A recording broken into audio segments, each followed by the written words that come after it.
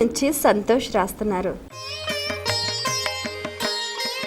సప్తపదుల పరమార్థం ఏమిటి తెలియజేయగలరు అంటూ రాస్తున్నారు. మహానుభావులైన ఋషులు వివాహ మంత్రాన్ని రాస్తూ ఆపస్తంభుడు తెలియజేశాడు. ఏకమిషే విష్ణుస్త్వాన్వేతు ద్వే ఊర్జే విష్ణుస్త్వాన్వేతు త్రీణివ్రతాయ విష్ణుస్త్వాన్వేతు చత్వారి మాయోభవాయ విష్ణుస్త్వాన్వేతు పంచపశుభ్యో విష్ణుస్త్వాన్వేతు షడ్ఋతుభ్యో విష్ణుస్త్వాన్వేతు సప్తభ్యో విష్ణుహోతృభ్యో విష్ణుస్త్వాన్వేతు. హోమగుండం ఏదైతే ఉంటుందో వివాహంలో, ఆ హోమగుండానికి ఉత్తరపు దిక్కుగా నడిపించేందుకు వీలుగా తమలపాకుల్ని దూరంగా వేయిస్తారు 7. భార్య భర్త అనేవాళ్ళు, అప్పుడే వధూవరులైన వాళ్ళు భార్య భర్తలుగా మారిన వాళ్ళు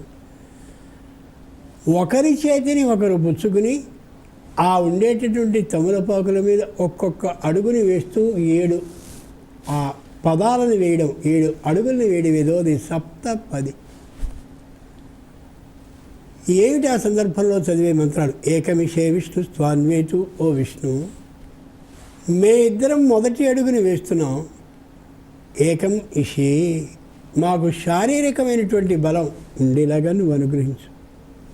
శారీరకమైనటువంటి బలం కానీ ఉన్నట్టయితే భార్యకి ఏదైనా సహాయం చేయాలన్నా, భర్తకి ఏదైనా సహాయం చేయాలన్నా, ఇద్దరూ కలిసి ఏదైనా ఒక కార్యక్రమాన్ని చేయాలన్నా శారీరకమైనటువంటి బలం కానీ ఉన్నట్టయితే పరస్పర సహకార బుద్ధి వాళ్ళకి కలుగుతుంది. ద్వే ఊర్జే, 2వ అడుగుని మేము వేస్తున్నాము, మాకు మానసికమైనటువంటి బలాన్ని అనుగ్రహించు అని. మంచి వస్తాదులా ఉన్నప్పటికీ మానసికంగా సరిలేనటువంటి వ్యక్తి అయితే ఇలా ముడుచు కూర్చుంటాడు, కానీ ధైర్యంగా ఏ పని చేరాడు. అంచేత మానసికమైనటువంటి బలాన్ని మా ఇద్దరికీ అనుగ్రహించు. త్రీణి వ్రతాయ, మేం చేసేటటువంటి ఏ గృహస్థ ధర్మం ఉందో వివాహం అయిన తర్వాత ఈ గృహస్థాశ్రమాన్ని ఒక వ్రతంగా చేసేలా చేయి. అంటే నేను ఆమెని విడి చేయాలని, ఆమె నన్ను దూరం చేయాలని ఈ ఆలోచన లేకుండా వ్రతం అనేదాన్ని ఎలా ప్రతి సంవత్సరము లేదా నిర్దిష్టమైన కాలం ఎంతైతే అంతకాలంలో జీవితాంతం ఎలా చేసుకుంటామో మేము కలిసే ఉండేలా మహావిష్ణువు నువ్వు చేయవలసింది. చత్వారి మాయోభవాయ, మా జీతం ఇంత, అందులో మిగిలేది ఇంత, మేం ఖర్చు పెట్టగలిగింది ఇంత.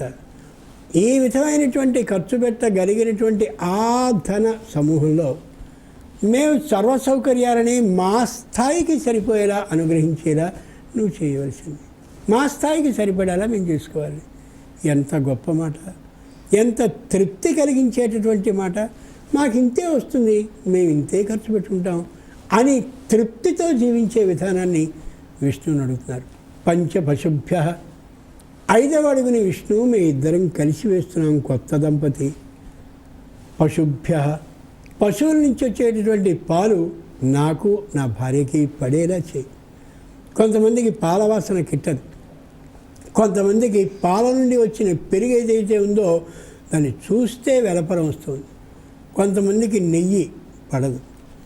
పశువుల నుంచి వచ్చేటటువంటి పాలు, పెరుగు, నెయ్యి, ఇతరమైనటువంటివి ఏవైనా తీపి పదార్థాలు చేస్తే నాకు కానీ నా భార్యకు కానీ అనారోగ్యం కలగకుండా ఉండేలా చేయి. వాటి వల్ల విపరీత స్థితి లేకుండా ఉండేలా చేయి. అవి మాకిద్దరికీ నచ్చేలా కూడా చేయి, మా సంతానానికి కూడా. షడ్ఋతుభ్య, 6వ అడుగు వేస్తున్నాం. ఏ ఋతువులో ఏ ఆకు వస్తుందో, ఓ గోంగూర, తోటకూర, బచ్చల కూర ఇవ్వాల. ఏ ఋతువులో ఏ పండు వస్తుందో, ఏ ఋతువులో ఏ కాయ వస్తుందో, ఏ ఋతువులో ఏ ఫలం వస్తుందో వాటన్నిటినీ కూడా మేము చక్కగా అనుభవించేటటువంటి విధానాన్ని ఇవ్వవలసిందిగా ప్రార్థిస్తాం. కొంతమందికి మల్లెపువ్వు సువాసన గిట్టదు, కొంతమందికి గోంగూర పడదు, కొంతమందికి మామిడి పండు తినడం ఇష్టం ఉండదు.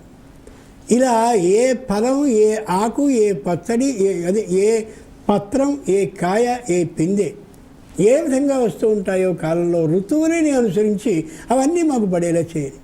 భగవంతుడు ఎంత గొప్పవాడంటే సీతాఫలం అంటుంటాం. సీతాదేవి కనుక్కున్న ఫలం అండి అని మళ్ళీ ఇంకో వ్యాఖ్యానం దానికి. రామాది సీత కనుక్కోలేదు.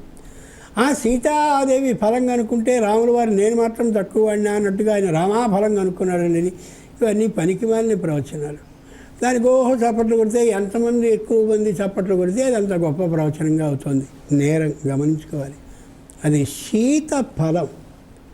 శీత అంటే ఎరలవ శేషసహల్లో షా ఉందే, దాన్ని ప్రథమోష్మము అంటారు వ్యాకరణ శాస్త్రం ప్రకారం. శీతకాలంలో వచ్చే ఫలం అది శీతఫలం.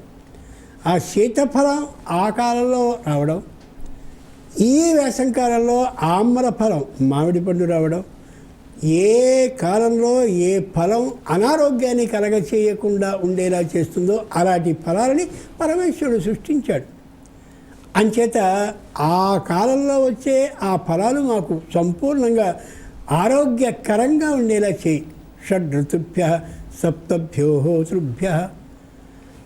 మేము సుఖంగా ఉండాలనే అభిప్రాయంతో, అందరూ దంపతి ఆనందంగా ఉండాలనే ఆలోచనతో ఎవరైతే హోమాలను నిరంతరం చేస్తూ మాకు ఆశీర్వచనాల్ని అనుగ్రహిస్తారో వాళ్ళందరి అనుగ్రహం మా మీద శాశ్వతంగా ఉండుగా. కానీ విష్ణువుని ప్రార్థిస్తూ 7 అడుగుల్ని భార్య భర్త అయినటువంటి నూతన వధువులు వేస్తారు. ఇక్కడ ఇంకో మాట కూడా ఉంది, సాప్తపదీనం సఖ్యం అని. 7 అడుగులు వేయడమే కాకుండా 13 అనే మాటకి మాట కూడా, కాబట్టి 7 అడుగులు వేస్తూ 7 మాటలు కూడా వాళ్ళు మాట్లాడుకోవడం అనేది చేసి తీరాలి. ఎంత మాట, ఏ మాటలు మాట్లాడుకోవాలండి? ఏమో ఒకటి మీకు సంబంధించిన మాటలు మాట్లాడుకోండి. నేను మంత్రం చదువుతుంటాను, మనం అలా ఉందాం ఇలా ఉందాం, లేకపోతే బాగుంది, పెళ్లి చక్కగా జరిగింది, అది ఏదైనా సరే 7 అడుగులు వేస్తూ 7 చక్కనైనటువంటి మాటలు, ఒకరిని ఒకరు బాధ పెట్టేవి కాకుండా అనుకోవాలనేది అది సప్తపది. ఇటువంటి అతి ముఖ్యమైనటువంటి కార్యక్రమాన్ని మాకు వాహనం దాటిపోతుందనో, భోజనాలు ఆలస్యం అయిపోతాయనో, ఏమిటి చేదస్తామనో చేయకుండా ఉండడం అనేది నేరం, ఘోరం, దారుణం. మంత్రాల్లో ఉండేటటువంటి విశేషాన్ని తెలుసుకోలేకపోవడం చాలా దురదృష్టకరం.